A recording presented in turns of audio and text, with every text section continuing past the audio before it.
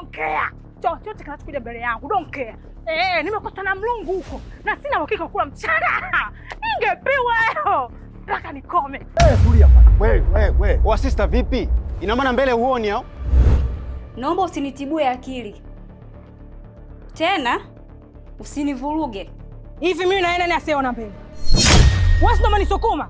Yaani kunisukuma unisukume na bado unauliza mbele sioni. Sioni vipi? Na tena ninatoa maagizo. Haya nasema hapa ni maamuzi ya mwisho. Basi I'm sorry sister. Unaweza ukaenda. Makubwa. Leo hiyo. Bwanyoko. Asante.